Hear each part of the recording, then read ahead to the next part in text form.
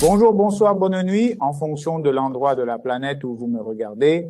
Mon nom est Église, je suis dentiste, stomatologue ou odontologue. À ce stade, nous allons aborder l'étape 5. Comment reconnaître une langue malsaine? La langue, généralement, les caractéristiques normales de la langue sont humides, douces et d'une couleur rose comme l'animal le voit. Quand la langue qui a un problème, a une coloration blanche sur sa surface peut varier de blanc, couleur brune et aspect sec.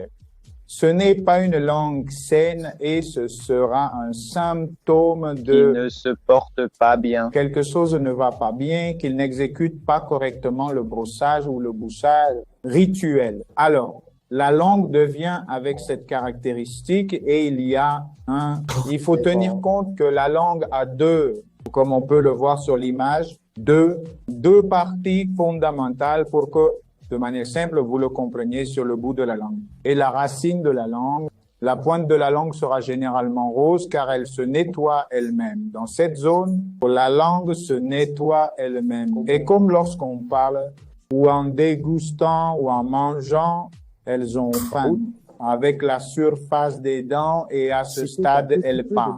Elle va se nettoyer d'elle-même. Mais la racine de la langue n'a pas cette possibilité. Donc, c'est à la racine de la langue que nous allons nettoyer. C'est facile. Avec ce qu'est le brossage ou le grattoir à langue, d'autres facteurs qui provoquent que la langue ait cet état sont quand la langue commence à s'effacer, quand la langue elle a cette coloration blanche, jaunâtre. Chez Tinta, nous disons que c'est la honte saoura. C'est la sérotomie de la bouche sèche, le goutte à goutte nasal et la candidose.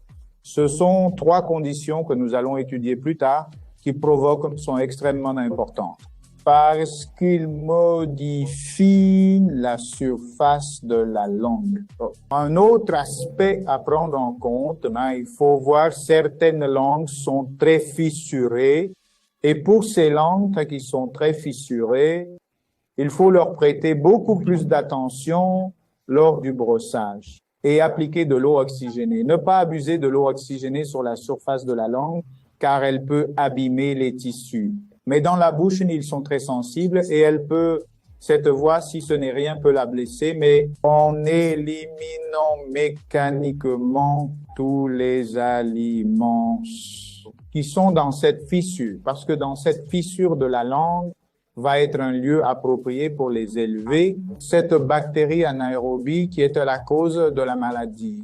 La productrice de ces gaz volatiles sulfurés qui sont ceux qui produisent ces mauvaises odeurs. Et un autre élément à considérer, pour résumer, une langue avec un aspect blanchâtre jaunâtre est un signe qu'elle a besoin oral, son hygiène buccale et si se brosser la langue. Passer le grattoir lingual.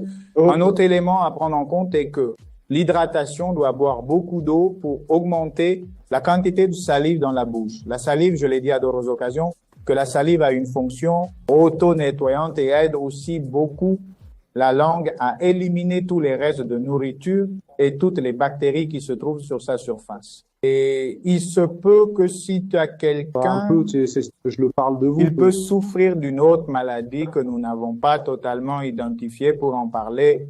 Si la langue continue dans cet état, alors elle doit être référée au médecin ou au spécialiste correspondant.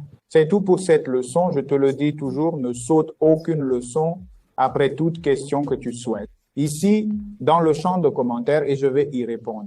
Tout le monde a la même caractéristique et tout est personnalisé. Mon point ici est de te guider de manière générale pour que ayez une compréhension et qu'ils examinent votre langue. Lorsque vous allez chez le dentiste, expliquez tout ce que vous faites. Merci beaucoup et à la prochaine.